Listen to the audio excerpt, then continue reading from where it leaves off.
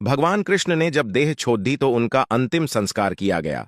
उनका सारा शरीर तो 5 तत्व में मिल गया, लेकिन उनका हृदय बिल्कुल सामान्य एक जिंदा आदमी की तरह धड़क रहा था और वो बिल्कुल सुरक्षित था। उनका हृदय आज तक सुरक्षित है, जो भगवान जगन्नाथ की काठ की मूर्ति के अंदर रहता है और उसी तरह धड़कता है। ये बात बहुत कम लोगों को पता है। महाप्रभु का महारहस्य सोने की झात-धू से होती है सफाई। चित्र स्त्रोत गूगल। महाप्रभु जगन्नाथ श्री कृष्ण को कलयुग का भगवान भी कहते हैं। पुरी, उड़ीसा में जगन्नाथ स्वामी अपनी बहन सुभद्रा और भाई बलराम के साथ निवास करते हैं, मगर रहस्य ऐसे है कि आज तक कोई न जान पाया।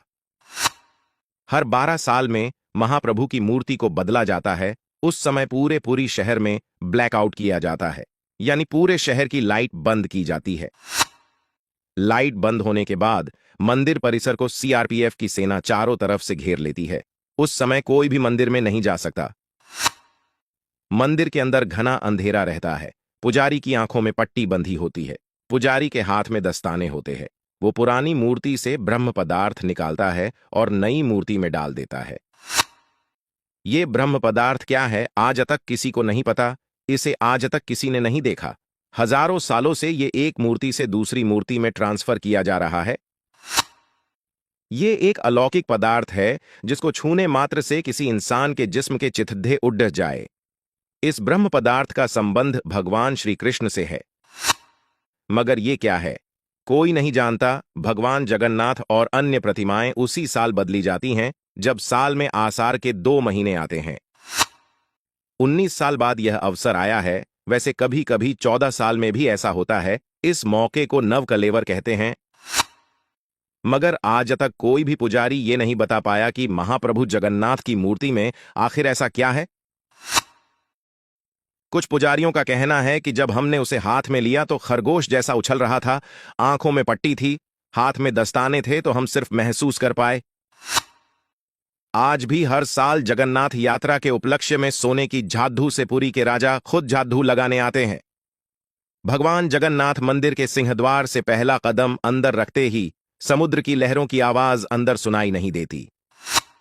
जबकि आश्चर्य में डाल देने वाली बात यह है कि जैसे ही आप मंदिर से एक कदम बाहर रखेंगे, वैसे ही समुद्र की आवाज सुनाई देंगी।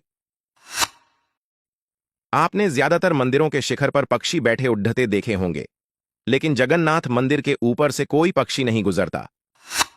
झंडा हमेशा हवा की उल्टी दिशा में लहराता है। दिन में किसी भी समय भगवान जगन्नाथ मंदिर के मुख्य शिखर की परछाई नहीं बनती। इसी तरह भगवान जगन्नाथ मंदिर के शिखर पर एक सुदर्शन चक्र भी है, जो हर दिशा से देखने पर आपके मुंह आपकी तरफ दिखता है।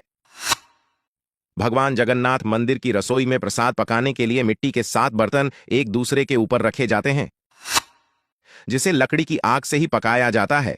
इस दौरान सबसे ऊपर रखे बर्तन का पकवान पहले पकता है।